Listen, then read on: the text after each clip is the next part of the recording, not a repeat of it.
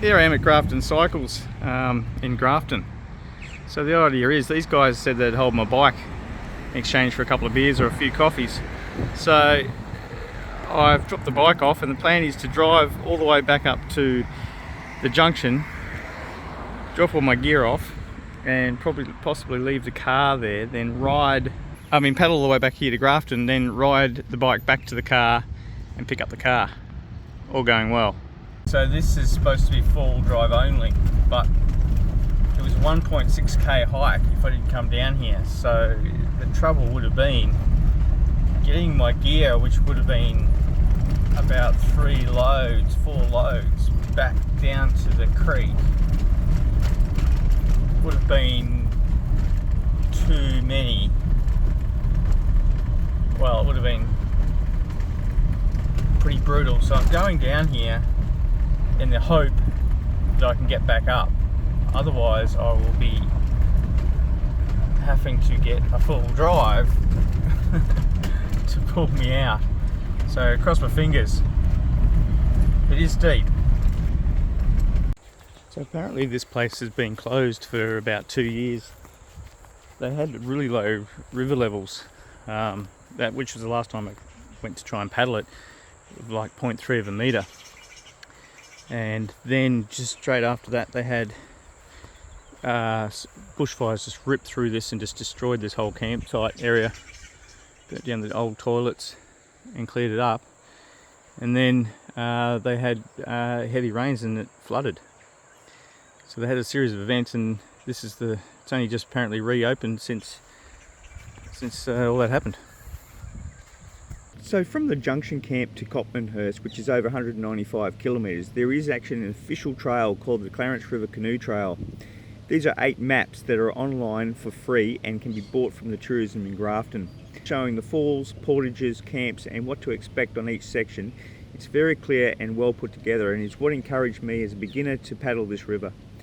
I actually transferred all the information onto Google Maps, then put it onto my phone to use as a GPS guide for the trip. This worked really well and was a great asset for a beginner paddler like me. So just packing the food, I've done 6 bags of breakfast cereal, which is probably more than we need.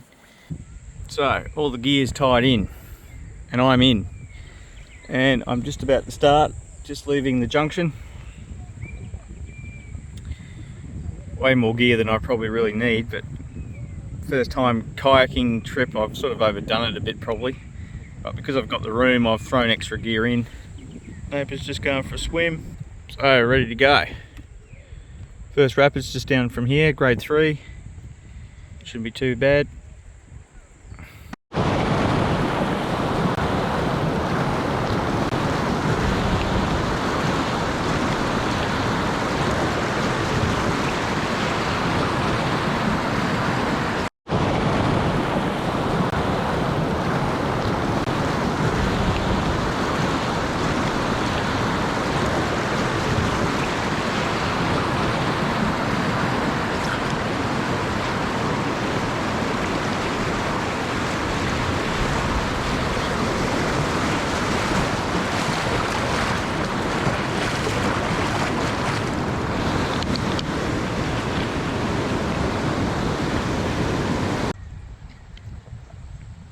How's that for a nice pad?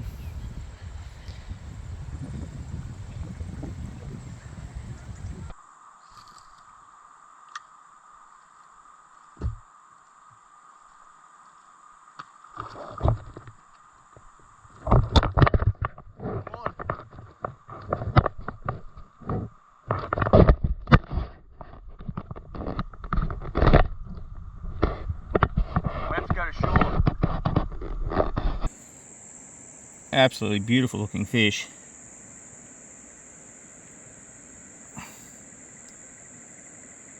He's hurt himself a little bit on the fin. We'll get him off the hook. We'll get him off the hook and let him go if we can get this hook out easily. These are protected in these waters.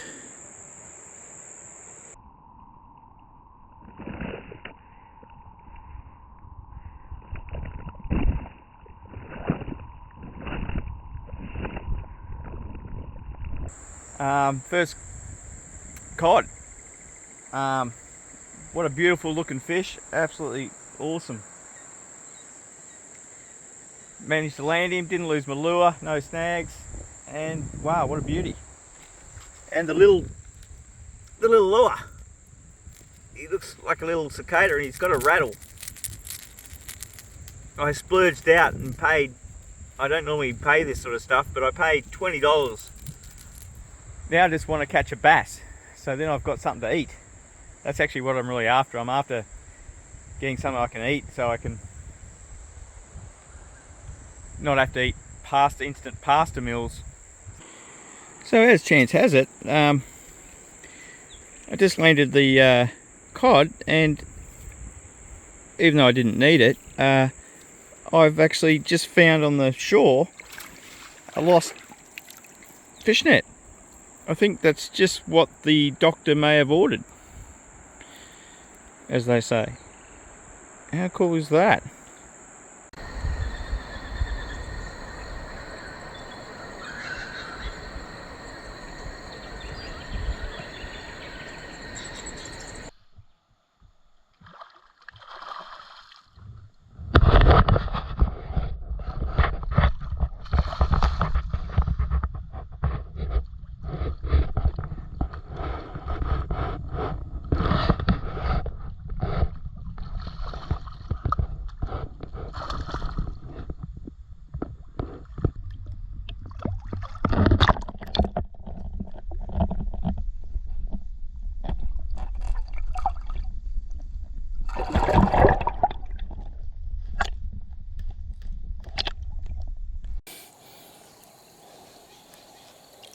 Thank you, fishy.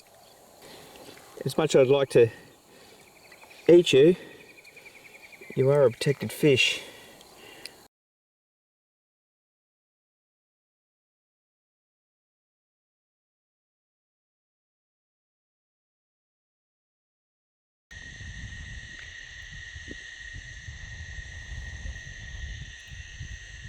I've just pulled up at the spot here along the bank. I was hoping to make it to this Black Mountain campsite, but it's starting to get a bit dark, and it's, as you can see, it's very cloudy, so it's going to be a pitch black night, and I didn't want to get caught out. So I've come across this really kind of nice little grassy area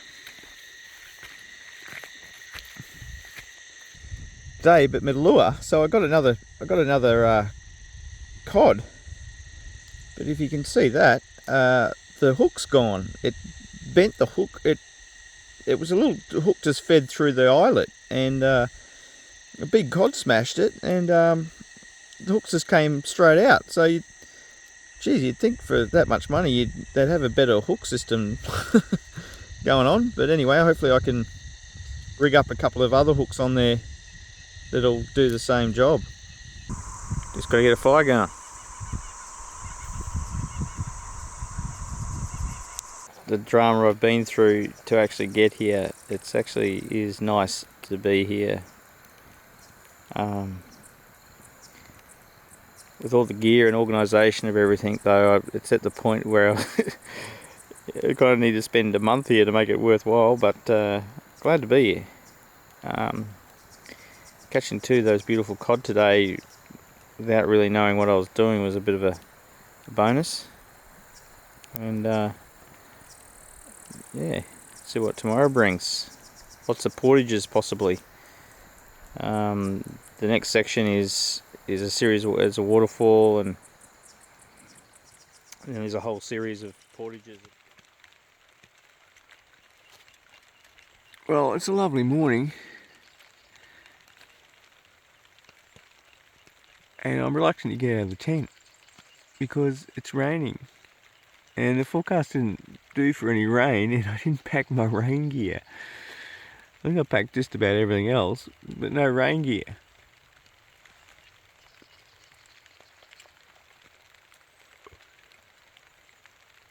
Open it up, and guess what? There's no cooker. There's the pots, the little pots, which, yeah, they're great, but no cooker. So I've had to make a aluminium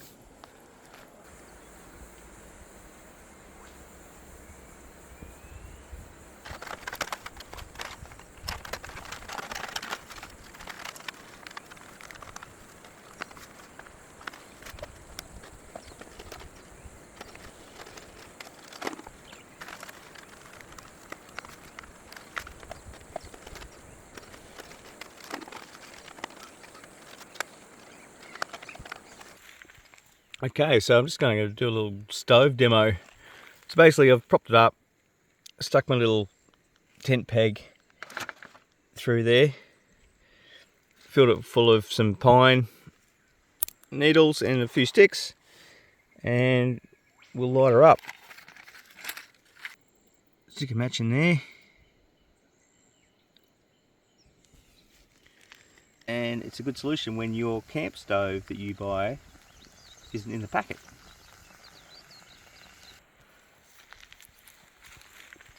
Okay, so I'm just going to do a little stove demo. So basically I've propped it up, stuck my little tent peg through there, filled it full of some pine needles and a few sticks, and we'll light her up. And it's a good solution when your camp stove that you buy isn't in the packet. I've realised I've captured a frog.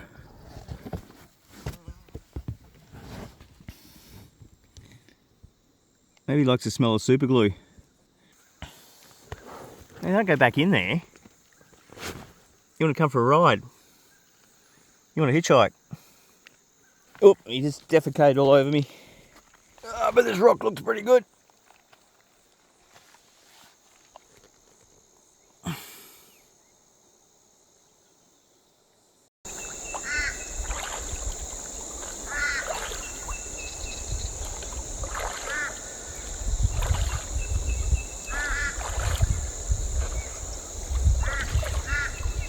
See what today brings.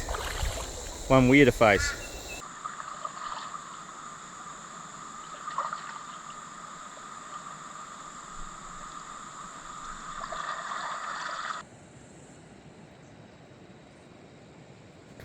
What they call Pitkin Falls.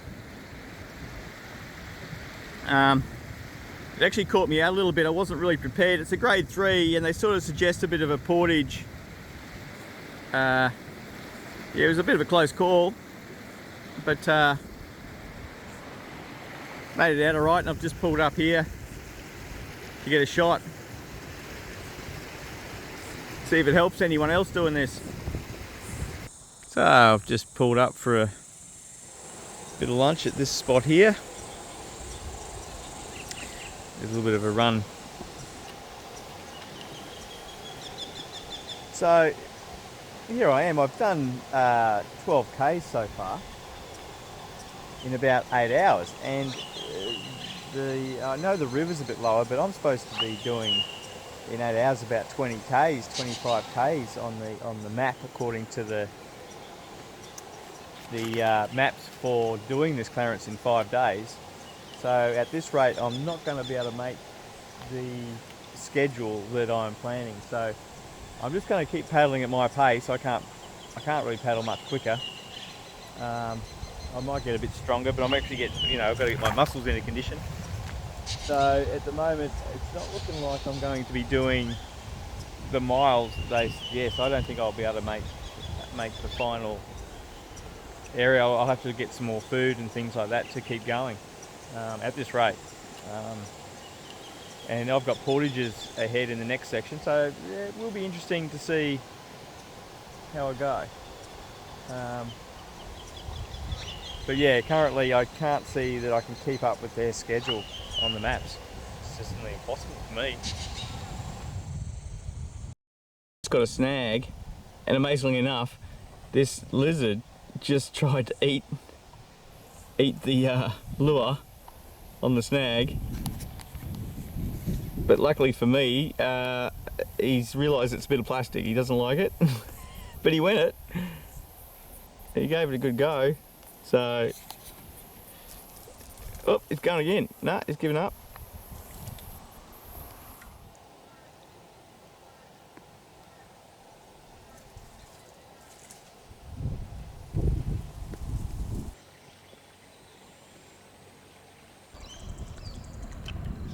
So here we are coming up on Copmanhurst. Pretty cruisy trip down through the last section. It was after Pitkin Falls, it was all pretty cruisy. Look very nice. And looking at that, there's a pretty epic looking rope swing, like super epic. I was supposed to be going further, but it's getting close to the end of the day, and you're supposed to get to here in the first day. It's taken me 2 days.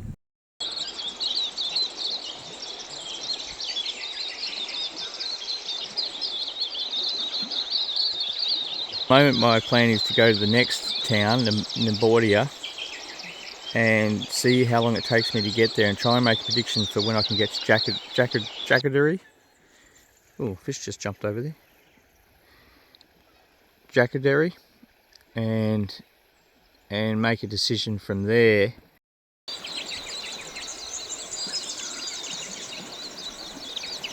Kind of misplanned the speed of this trip and the amount of time it would take based on their recommendations. I was surprised to find that an Aboriginal school was actually set up here and ran from 1876 until 1839. And also a reserve was set up at Nymbodia River near Clouds Creek, and the police issued regularly rations and blankets to the Aboriginals. And this happened at a number of police stations. The police were also responsible for carrying out and submitting census of the Aboriginal people in their patrol area. Food. Some food, just extra bag for backpacking so I can put the carry bags in the backpack when I have to do the portages. Camera gear and miscellaneous electronics. Drone, which I've overdone and underdone at the same time. I'll explain that later. And at the back we have the food and accommodation. I think I've just busted for cow skinny dipping. Look. Would you believe it? Skinny dipping cows. I can't say I've ever seen cows just standing in the river before.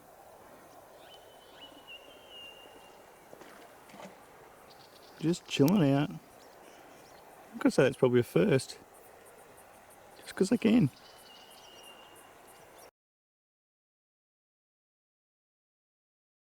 And reconvene my gear, charge my batteries, and continue on the journey if I can. If I can't, then I'll keep going and face the rain for a day. But I'm just not really prepared for rain. I haven't got any rain gear. The Nymbodia Power Station in Weir opened in November 1924 with a £100,000 loan from the government. It was actually the first large-scale hydro built in Australia to supply power to Grafton and surrounding homes. Nymbodia Canoe Centre was originally a whitewater playground here and hosted in 1979 world titles. It was supplied water from the Nymbodia Power Station discharge. It's very similar to the Tully River rafting in Queensland that still runs today. Unfortunately, a pipe burst going to the hydro in February 2013 floods, and the Essential Energy Company didn't want to pay for the repairs, so the whitewater rafting at the world-class Whitewater Centre dried up. The Canoe Centre now does canoe hire and drop-off for kayaking on sections of the Nymbodia River. They do have excellent camping facilities here and very helpful for any kayaking information, drop-off, pickups, or any information regarding the river.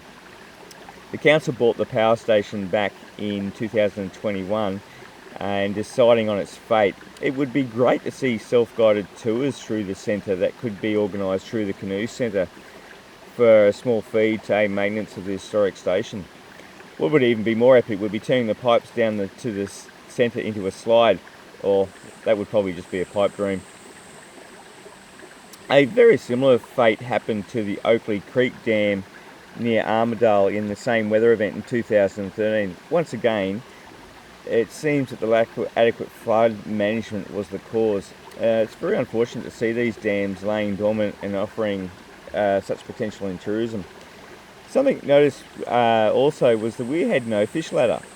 Looking into this, when the dam was taken over privately by Country Energy originally, the deal included building a fish ladder. Then Essential Energy took over, still no fish ladder, and now the council has taken it back in 2021 apparently it included building a fish ladder. Whether we see it or not, well, that's yet to be seen. So you can probably hear it. I'm at the weir. You can see the lip just there. And there's a big sign. It's on top of the hill there. Warning! Now it says there's a porter on the left here. And I'm guessing this is it. If that's it, it's a pretty steep looking bit of bank. Film my gear, that's going to be pretty tricky, I think. It actually looks like you're meant to paddle into this spot just here. And this is the portage. I guess the closeness to the weir and the sound of it made me a bit nervous. I'm sort of happy I did stop back there. I wasn't really sure. But yeah, you could just tuck in this corner here and climb out rather than back 5 meters. But I felt a bit safer where I've come out anyway, so that's all right. So now it's time to load up.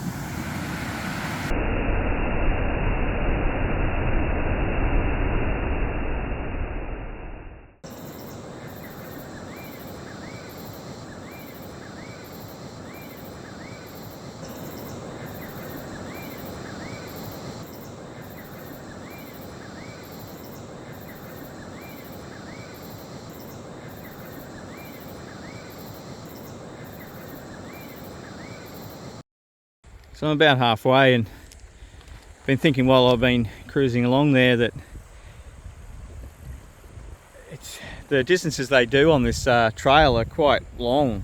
Like, you sort of got to keep going and going. It'd be nice if I was to plan it so far again. I'd definitely not go as far and just go slower. Just not try to cover such large distances and more go with the speed of the water flow, not have to paddle so hard and so long. Well, I just went through Jasper Falls, which was a grade 3, and there was a few, I guess it's because it's so low, there was a few boulders and they caught me and nearly rolled twice, and I've got a kayak full of water. Luckily I didn't roll, but I came close. So I was all relaxed thinking, oh yeah, the worst bit's over. Yeah. Anyway, made it, didn't roll. So now the only downside is getting the water out of the kayak.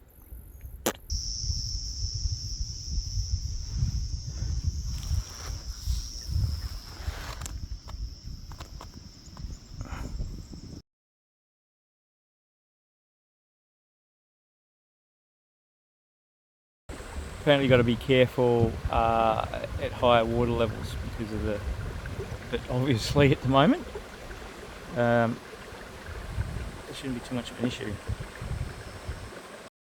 The Boyd River flows in here at Bunbury, which flows in from the Guy Fawkes River.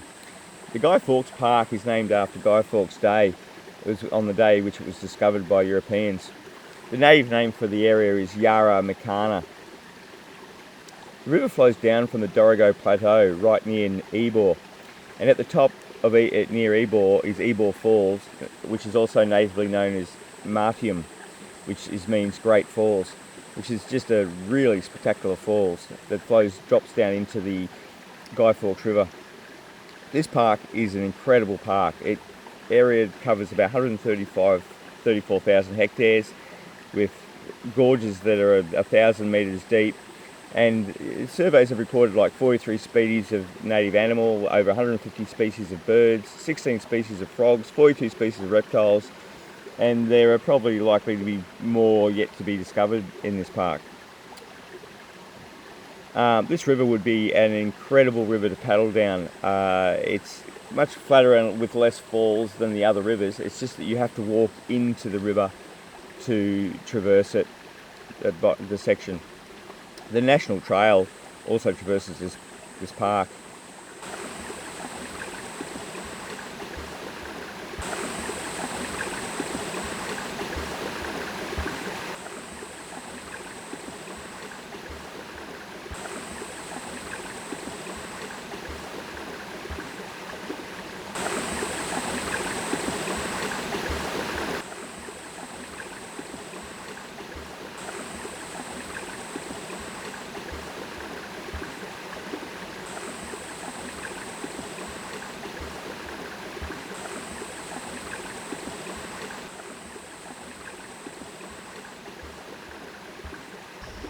These guys over here just gave me good tips on fishing for bass, and because the wind's with me, you know, I'm making good time.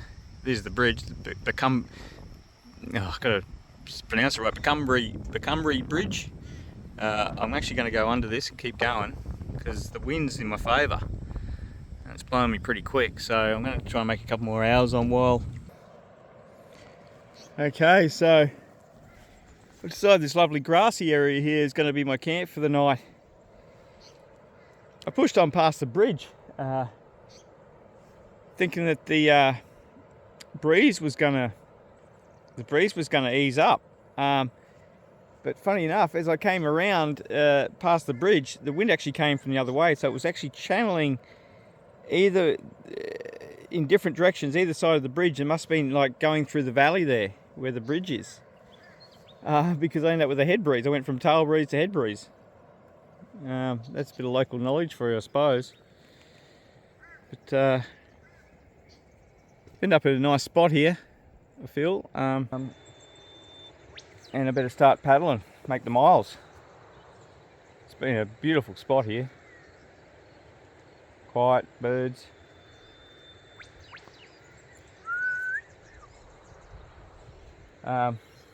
Few dramas, a couple of dramas, just the chocolate bar melted in my food bag, so I had to pull everything out and wash all the chocolate off all the food. And no chocolate. Okay. Better get the show on the road. Survived these floods. Pretty amazing. They just all get laid on their side and sort of hold on together as a mass. So these guys get completely submerged in the flood. These bottle brushes are hardy.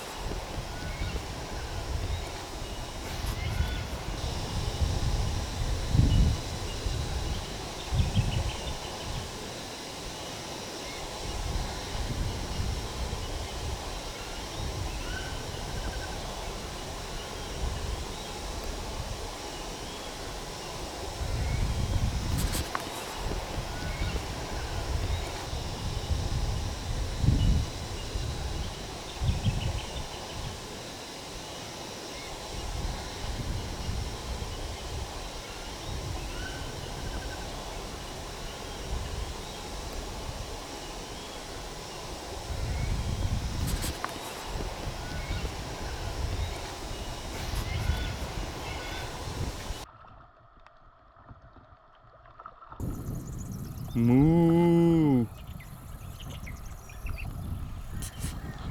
Cows with guns.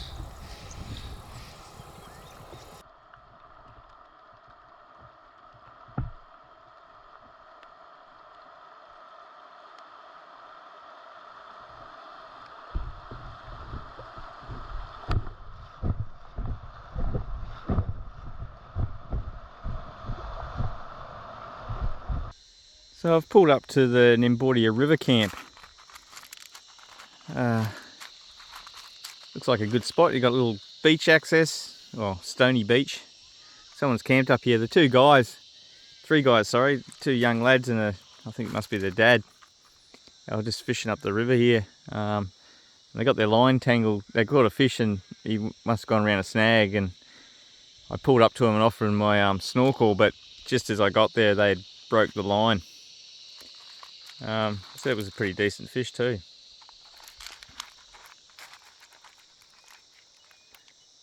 Beautiful calm spot at the moment. Great camp. I was going to push on because I got here fairly early with the wind and paddling pretty hard, but because I got the series of falls next, I didn't know if there was anywhere I could pull up over on the side to camp and suss out the falls. I decided to hang out here until tomorrow. I'm glad I did, because I met these campers over here, and the young guys showed me how to just use the goggle and snorkel to catch shrimp. So I've got some shrimp for bait, so hopefully that helps me catch a few fish tonight. So it's a bit of fresh fish would be rather beautiful. In 2021, a number of eels were tracked from the Fitzroy River in South Australia. It turned out these eels dived to near 1,000 metres and one going to 1,280 metres before the tag released because of settings. Another eel travelled 2,700 kilometres before meeting its fate. And considering that these eels can travel from an altitude up rivers of over 1,000 metres, navigate land around waterfalls and weirs to below 1,200 metres below sea level and swim over 2,600 kilometres in the sea to spawn has really opened my level of respect to these mysterious animals.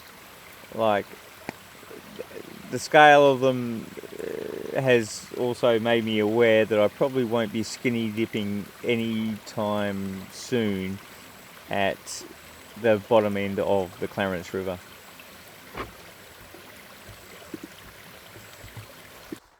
Well, it's hard to leave on this exceptionally beautiful morning, but I've got to go and face me grade 4 rapids down the river. So bring it on. I'm a bit anxious about it all. I've got to face it sometime, otherwise it's a long walk out. But absolutely beautiful morning. Still, cloud mist drifting by. Loving it. A really nice thing to do is just to let the current drift you along. It's a bit slow, but you hear the birds and the sound of the river. So I've just come into the start of the Kungalbung Falls, grade 4. So up here is Kungalbung Creek, and their suggestion, I think, for the portage is to go along here and then follow this, drag your boat over through here, drag down, drag down, and then join up somewhere down there. So I'm just going to inspecting that, and I'm going to go have a look at the actual falls themselves, because the water is quite low, so it might not be so bad, but it's making me very nervous. Grade 4 and the what's written on the instructions, but I'm definitely having a look. But this whole area must become awash when the creek's up. Like, she must be pretty wild through here when the water level's up. Be good fun, I reckon. Bit of a mission dragging it down those rocks. Pretty slippery, but at least I didn't have to actually carry it over anything. I didn't have to lift over any boulders. So that was one thing about the creek. But there was no way I was going down those falls. That was too much for me.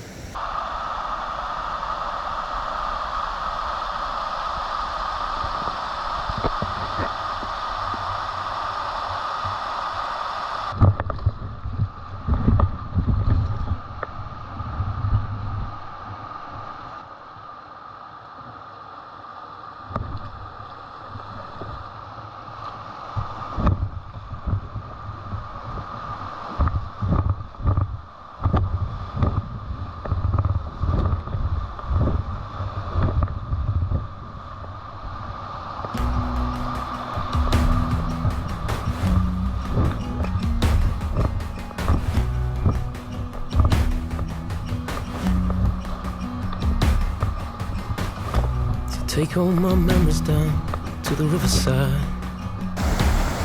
See why they call it Demolition Derby? I'm looking at it trying to see a line where you can actually go down. That'd be the path I'd try and take. So it'd be down here, round, along, to the left, find that rock down through, if I was going to do it. But I might take the easy option, which is over here, and you drag your kayak sort of through this little maze here at shallow water.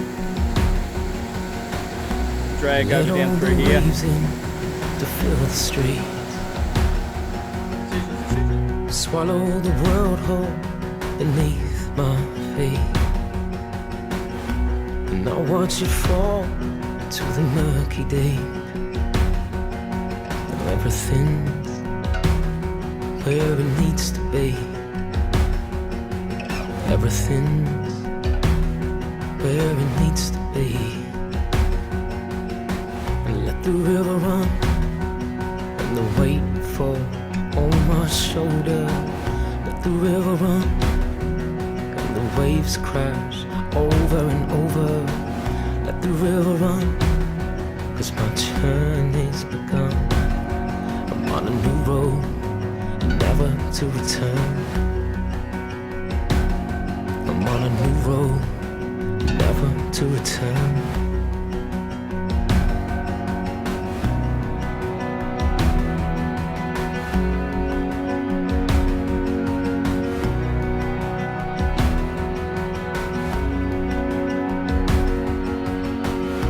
Starflights are dancing down like fireflies, drifting on by me now as the current dies.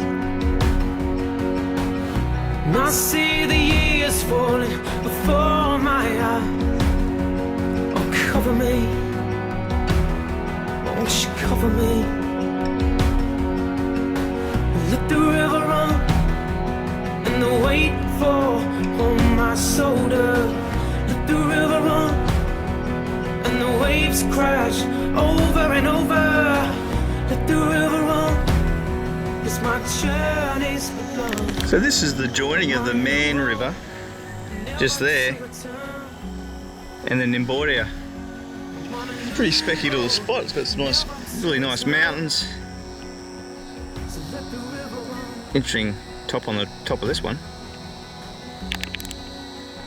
Interesting mountains, big, nice big valley.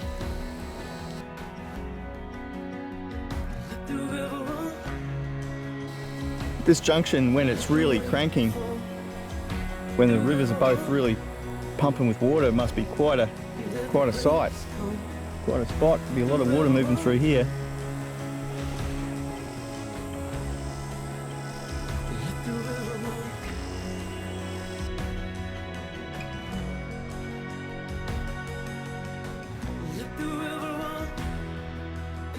In this little pocket I'm in, which is very pretty, I've been trying to catch a bass, and I've ended up catching 5 cod, and there are no take species, so I'm still trying to catch a bass. So I think I better change lures, or I'm thinking that maybe the cod have eaten all the bass. So it looks like I'll try further down another hole, and I might change baits. And I've collected a couple of shrimp here, if you can see them. I've collected a couple of shrimp, so maybe give them a bit of a go. See if we can get something different.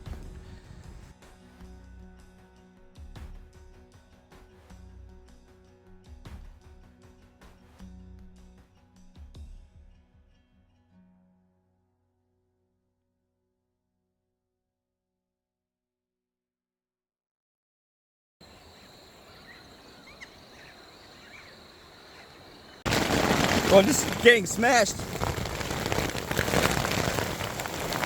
by a rainstorm. Just to give you an idea. Just come out of nowhere. Clear skies. No joking, half an hour, 45 minutes to this. Amazing, but shit. Wet. So, anyway. Could be a challenging night looking at this storm. If it was serious, it would be pretty concerning, because this is the meeting of 2 rivers, so you get the surge of the 2 rivers as well. So if it does start coming up, I've got to really think about stuffing everything in the kayak, and then just trying to go to higher ground. Let's not think about that. Let's not think about that. Quite the beautiful morning here. After that storm last night and rain all night, woken up to this.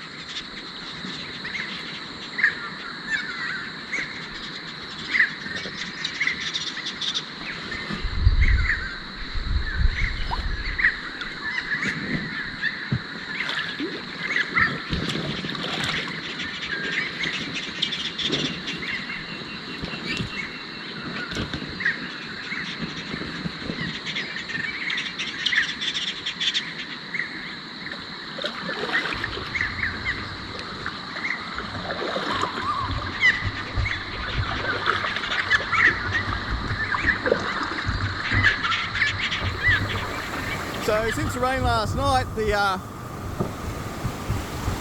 rapids have got a little bit heavier.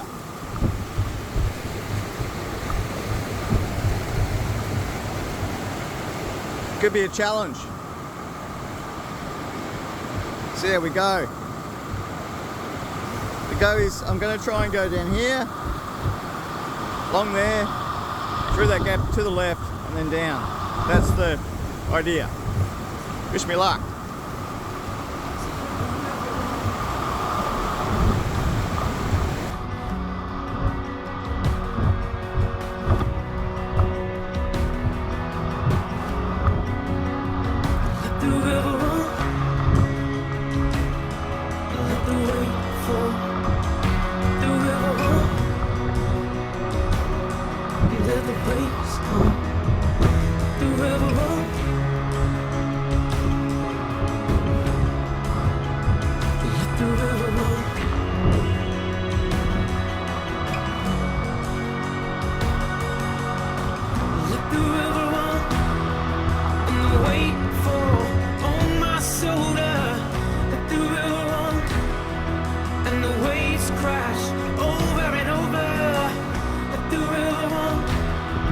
My journey's begun. I'm on a new road, never to return. I'm on a new road, never to return. So let the river run.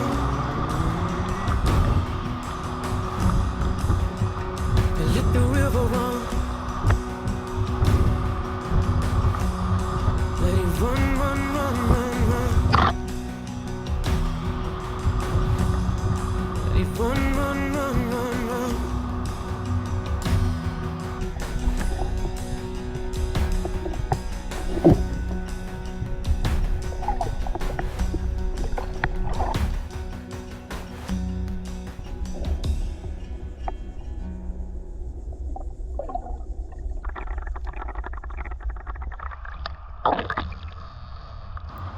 Check out this camp. Top spot.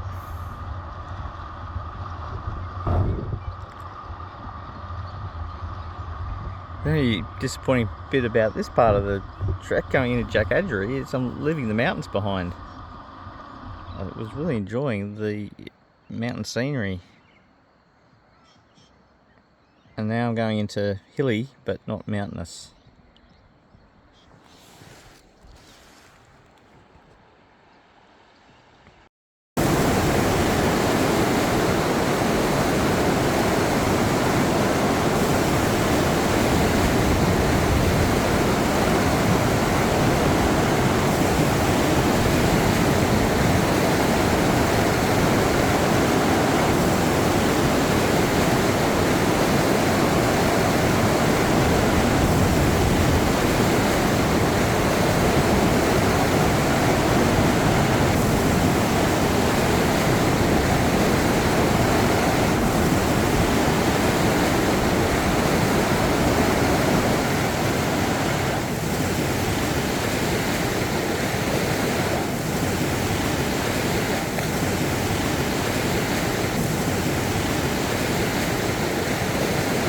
The Jackadgery Bridge. I'm here. So I suppose suss out the caravan park and decide if I'm going to keep going or not, or see what the scene is. It's supposed to be a shop here, so you can get some reasonable food like burgers and things like that. I wonder if they got much in the way of supplies for like kayakers. Will be interesting. It really is a beautiful day here. No breeze.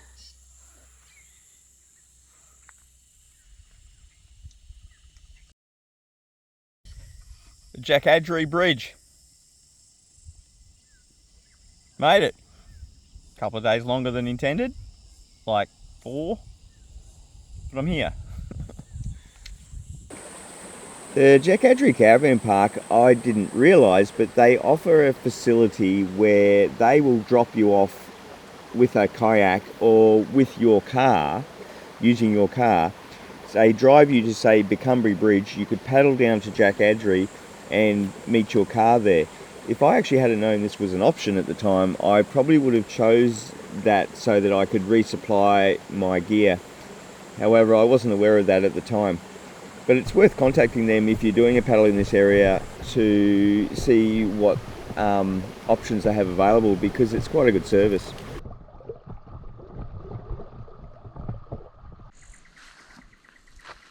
So I've just set up camp here, and because there's a fire pit already made, I've added the wood, but the fire pit was already there, so I've stopped here just down from those Mulligan Falls. It did give me a little bit of a scare there. I didn't have my life jacket on, which was a bit silly, and what happened is I came down, and the two rocks in the middle, I decided to go on the outside at the last minute, and that was silly. I should have stuck to the inside because I'd already had on the outside in my mind, so I went, oh yeah, I'll go there, even though I had a good line on the inside, and consequently I didn't make it and hit the rocks, and then the kayak went across onto the facing rock, and so I was sort of wedged there, so, and I didn't want the boat to go under a roll, so I actually bailed myself out, and then quickly pulled the bow with my bow rope off the rocks, because I didn't want the kayak going under the water. So it all happened pretty quick, but it was a good lesson that put your life jacket on. Yes, kids, take that as a note, put your life jacket on.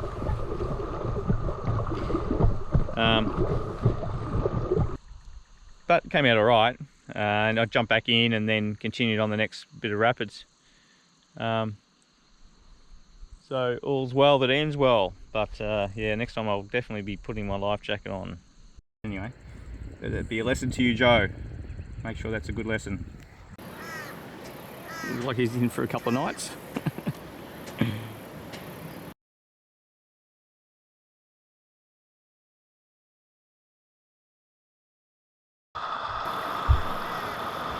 As you can see, it's pretty low. You must go under pretty easily.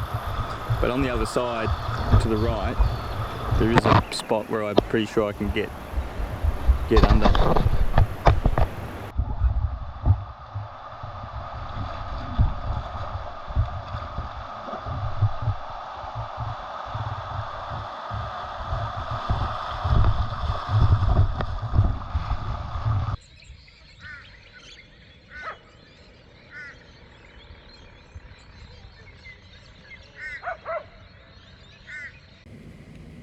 So Kangai was put on the map by a copper mine and was operational from 1904 to 1917.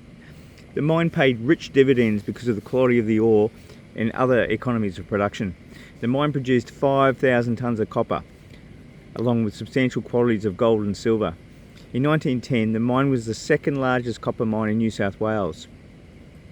Also interestingly is that an 8-kilometre tramway was built between 1910 and 1911 to address the fuel supply issues. So it seems a lot of timber was removed from the surrounding area to power the operation. After closing, the locomotive and rolling stock was sold for use in Tasmania at the Tasmanian Timber and Tramway Company at Bridport. I found that quite surprising. There is still a possibility of this place being developed again as a copper mine.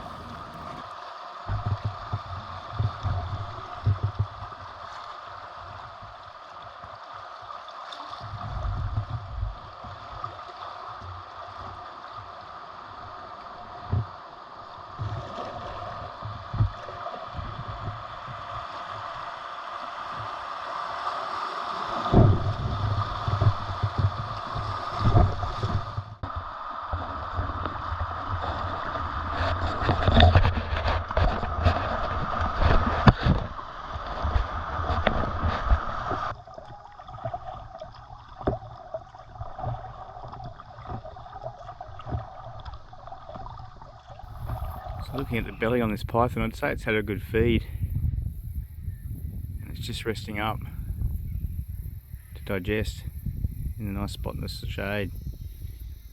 It's a decent sized snake. Very dark patterns.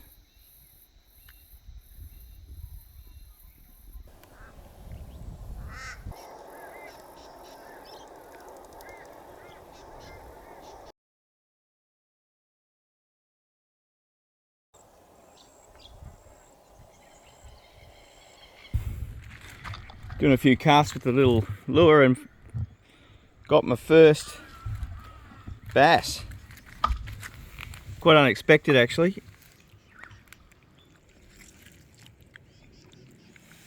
Beautiful fish, very fat. Open him up.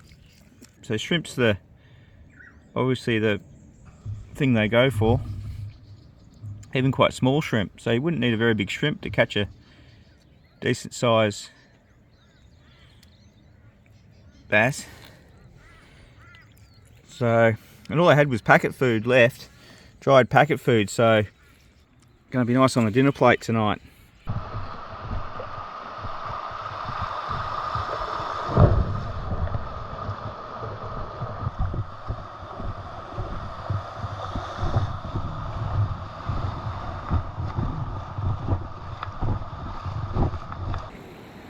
So I'm at the meeting point of the Man River and the Clarence River.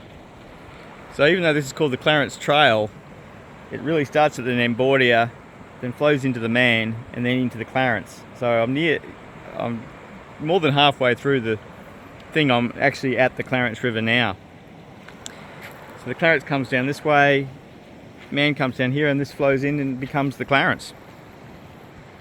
That way.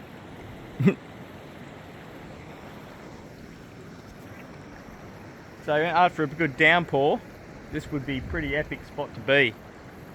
It'd just be a wash of water. How these trees even manage to be here. Well, obviously many don't. It must be pretty wild when these are both flowing after heavy rains. Well, I've come up here, I've come up the hill to see where the Wave Hill Station Camp is, and it's quite a nice view over the river here. And there's this awesome looking pad, little shack on the hill. I'm just going to see if there's anyone home. So it looks like nobody's home at this little pad, but whoever shack it is, it's a cool shack. I mean, look at the view.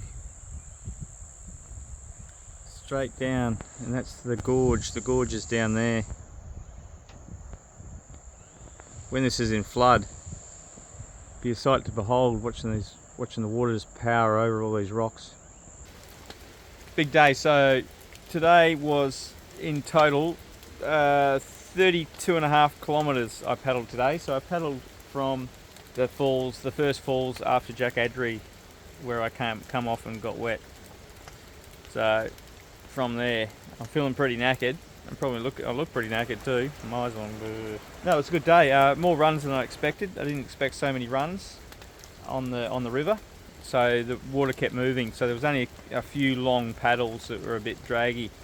Otherwise, it was moving pretty quick. And now I'm in this lovely camp. Of course, everything's pretty soaking wet. It's not too bad. I've just piled the wood on the fire to keep that going because I am desperate to cook this fish. So I've stacked a ton of wood on and kept feeding it with little sticks, and she's kept going. 1 o'clock at night, and the rain has eventually slowed. Wrapped me fish in me alfoil, which I've carried with me all this way just to actually cook a bit of fish. And it's come out pretty perfect. Look at that. Hey, okay, that's amazing. I'm just drying my clothes near the fire as best I can. I'm hoping more rain doesn't come.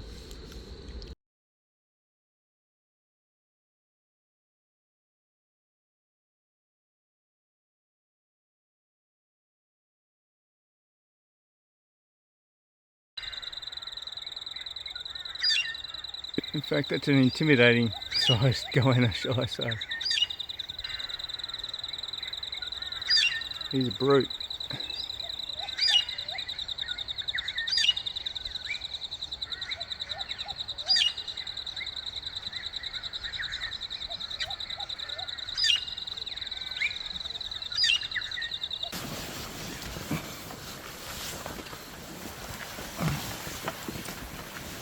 On the 13th March 1950, Mr. Casey, the Minister of Development, officially inspected the gorge for a 70-metre high dam. It was estimated to cost between 12 million and 15 million pounds, and he had travelled by car, horseback and on foot to reach the site. This actually reached federal approval, but like the Jack Adgery Dam, the availability of cheap coal power made the prospects less feasible. This was a fortunate outcome for the gorge and the surrounding farms that rely on the natural flow of the river. Well, the next bit, there's no way I'm going down this. That's just gnarly. Gnarly on top of gnarly. So, pretty churned up, and then we've got this next section to have a look at. So, what I'm going to be doing is portering my kayak, which I pulled up over there. I'll pour it through here and maybe down to that pool, or I'll have a look further on.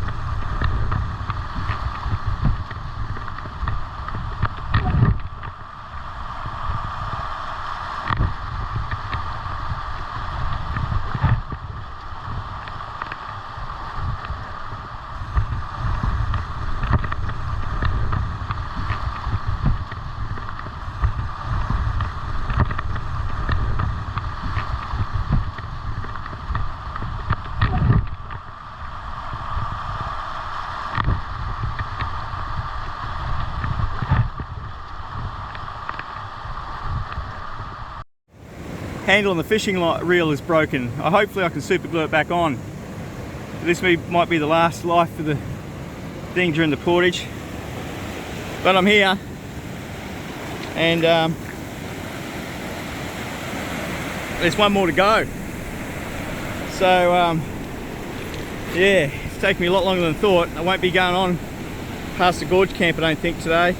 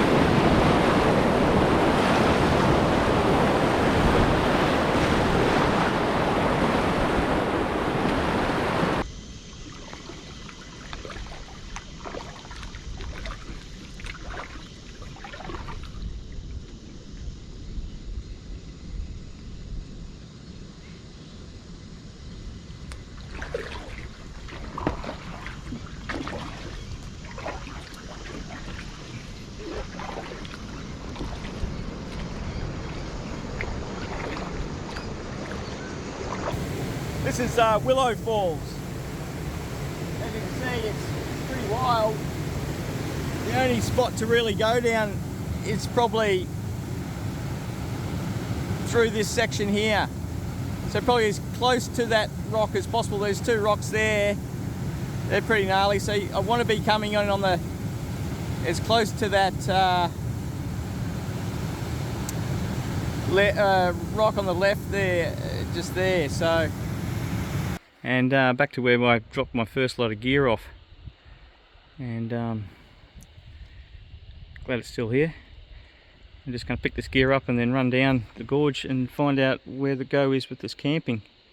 I'm glad I attempted to go down through the gorge. It actually ended up being very rewarding. is portaging all the gear. Portaging the gear is the tricky bit, but if you didn't have all this electronic gear that I'm carrying, you'd probably go alright. I mean, you still take precautions if you do a rollover, but at the end of the day you can get down through there fairly comfortably. If you pick your lines.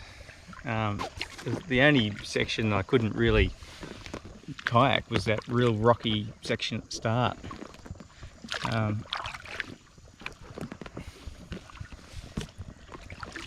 Other than that, it was a pretty easy hike. Pretty easy paddle, really.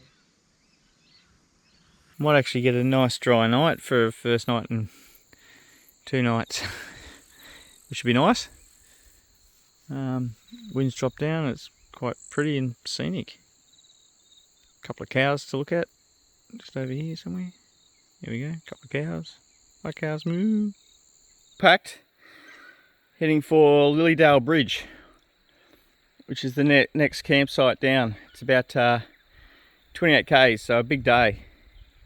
So it's about 6:30, and I'm just about to hit the water.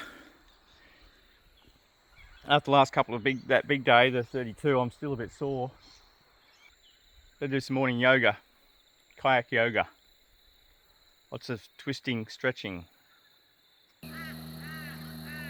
Oh, first motorboat.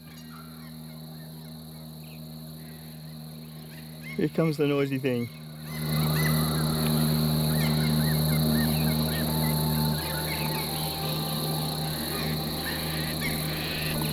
This looks like a really decent rope swing.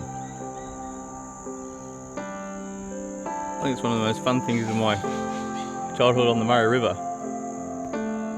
Is rope swings. On the floors of Tokyo,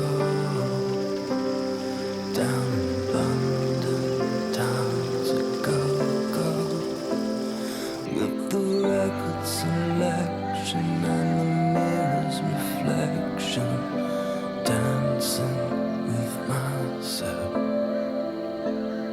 When there's no one else inside, in the crowded, lonely night, will I wait so long for my love vibration, dancing with myself? Oh, oh, dancing with myself. Oh, oh, dancing with myself. When there's nothing to lose and nothing to prove, I'll be dancing with myself. If I looked all over the world, and there's every type of girl, but your empty eyes seem to pass me by, leave me dancing with myself. So let's sing another drink. It'll give me time to think. If I had a chance, I'd ask the world to dance, dancing with myself. Oh, oh, dancing with myself. Oh, oh, dancing with myself. When there's nothing to lose and nothing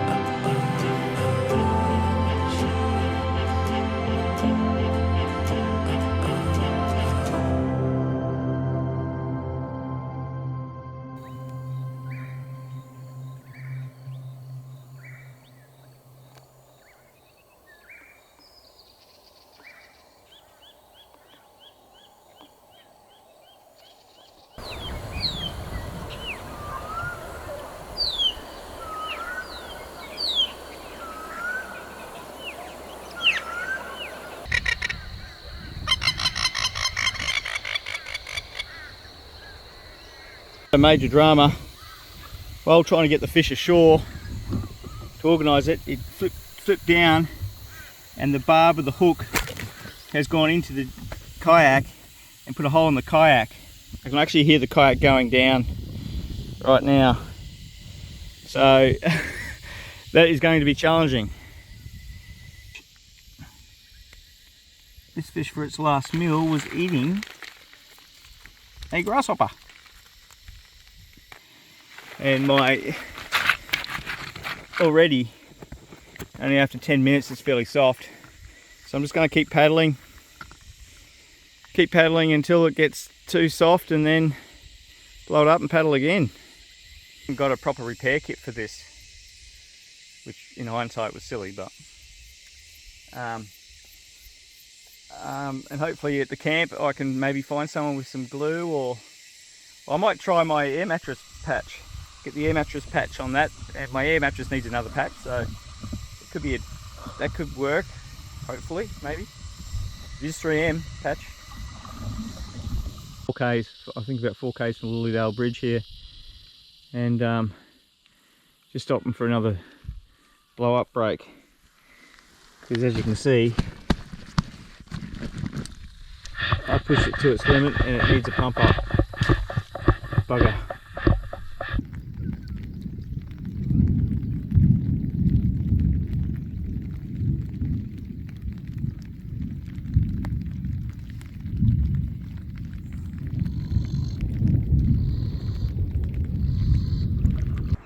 Well, the Lilydale Bridge, after about 10 hours paddling, I made it. And I'm kind of limping in. My flat tyre. She's flat alright. Paddling in circles a bit, but on the Lilydale Bridge Road here. And here's the camping area, which is pretty impressive. It's a great big grassy area, massive, seems. There's a few campers over there, a couple over there.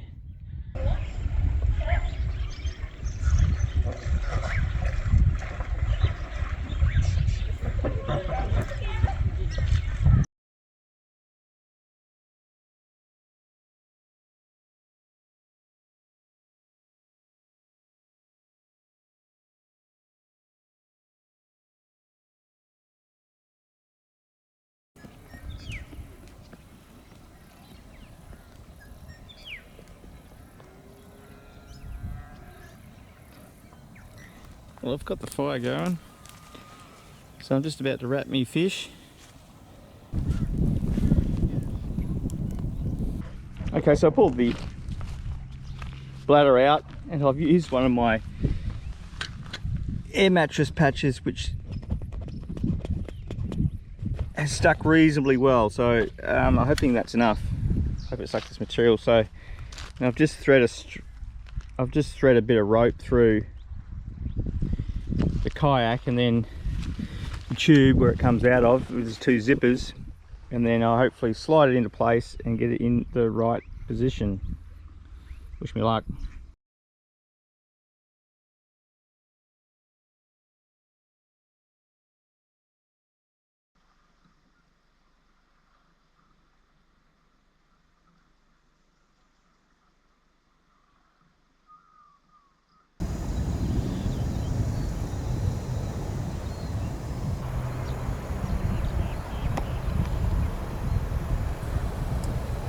I like it.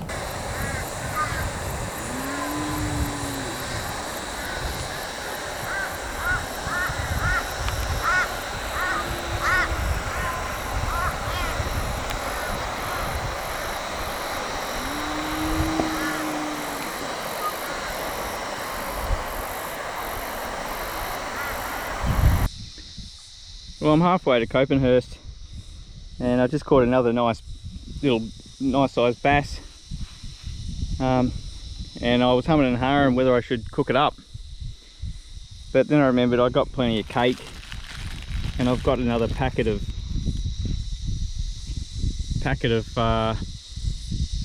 like, you know, that rice, pre-cooked rice. So I gave him a reprieve and let him go. As nice as it is to eat, I've got enough food, and the compassion in me gave the fish back to the environment. Beautiful and sunny. I've just come across this duck, and I wonder why it wasn't flying away. When I got close, he went to try and fly away, and I've realised he must have a busted wing or some other problem. He can't take off.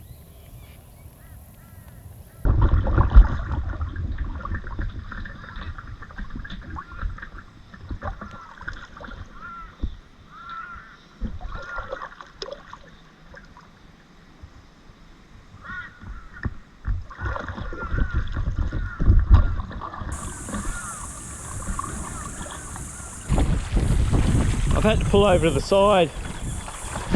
The wind's just got so strong from the storm coming in that I'm barely making progress. It took me about 15-20 minutes to get 100 metres. So I just decided to probably sit it out here for a bit until this sort of blows through.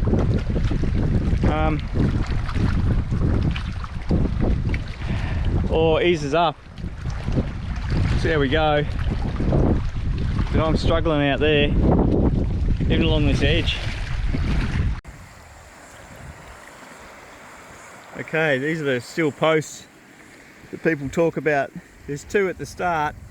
As you can see, that one wants to suck you into it. And then you've got one over to the right here, which is short and broken off. Another one just near the edge there. And one in the middle there, or one out. So when these are just under the water, they would be a bit on the dangerous side.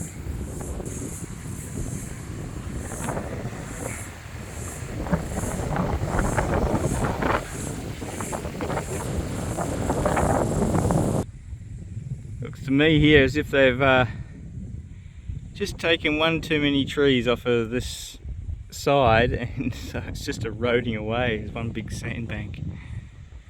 So this is just before Copmanhurst. I'm not sure how to pronounce it.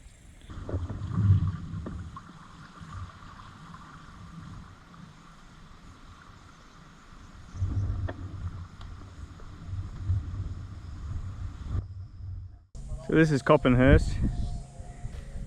Best areas to camp on. It's mostly grass, sandy and everything, but I have found a spot down on the grass down there that will probably work near the water. At the moment I'm just going to go in and suss out, get a nice pub feed. A couple of residents, people here, camped up.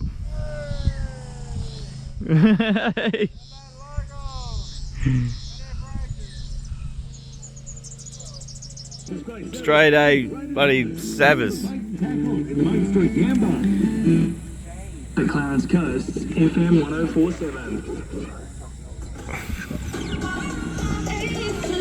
We're firing up a heap of music in a row. Plenty of great songs from today. Busy spot at Copmanhurst today. The Copmanhurst beach, pretty much.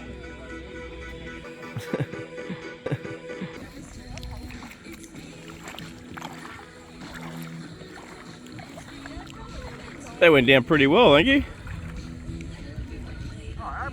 It went down real well.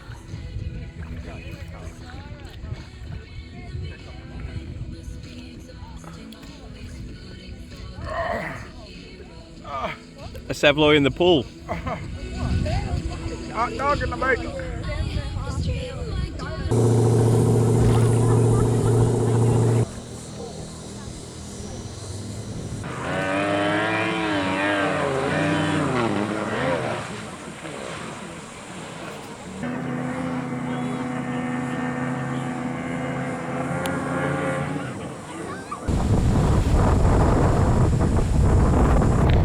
Well, I just got totally smashed by a storm. Came through, pounded my tent, snapped the pole on my tent, damaged the pole, put a hole through the fly. This gent here talking in the car, he came over and helped me and put my bags under his van. It was really intense. It must have gone up to about 50, 55, 60 knots of wind and just pounded everyone, blew up everyone's awnings, knocked down people's camping tents. Yeah, it was just a big, that's local cell. That I expected some wind, but man, my tent's been through some bit. To break my tent poles was quite a feat. Anyway, it's gone over there now, and I've got all my stuff stashed in the toilet. So I had to pull my tent down and stash all my gear in the toilet, and yeah. So anyway, we survived it. Yeah, yeah, it's made it a bit cooler. This was the accommodation last night after the storm smashed my tent. Put a hole in it. I ended up having to sleep in the toilet bay to keep dry. But the tent is repairable, I think, so we should be alright. Here I am at the Copmanhurst Family Hotel for a dinner off the river. Beautiful little local establishment. Apparently it's open for sale. And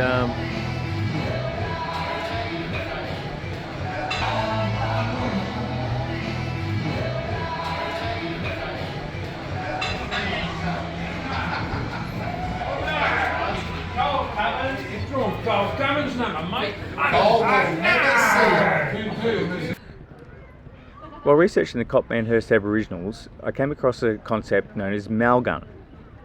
Initially, this custom, observed along the coast of New South Wales, was believed to be a mark of a married woman, but observers came to understand that it was a practice to assist with fishing. An Aboriginal woman, Fanny, was in her girlhood days dedicated to the art of fishing.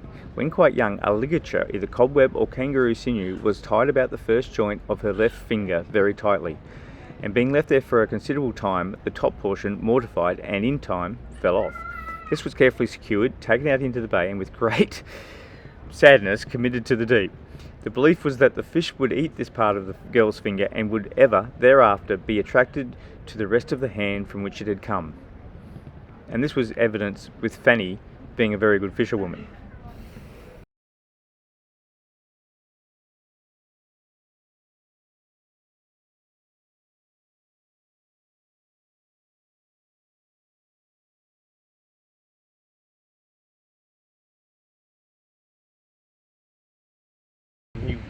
So Neil said when I met him out at Nymbodia, so I won't have to ride my bike out there, I'll just get a lift. Is the hill you're talking about getting up in the wet? Yep. Yeah. Yeah. Yeah. You can drive, mate. Two-wheel drive. Yeah, it could be challenging. We'll see what happens. Neil is up to the car in front, but I am spinning my way up. Just making it. Just got to stay off the loose gravel. I found you just got to stay off the loose gravel, and I can do it. And get it out when I'm sideways this way, and then I'm sideways that.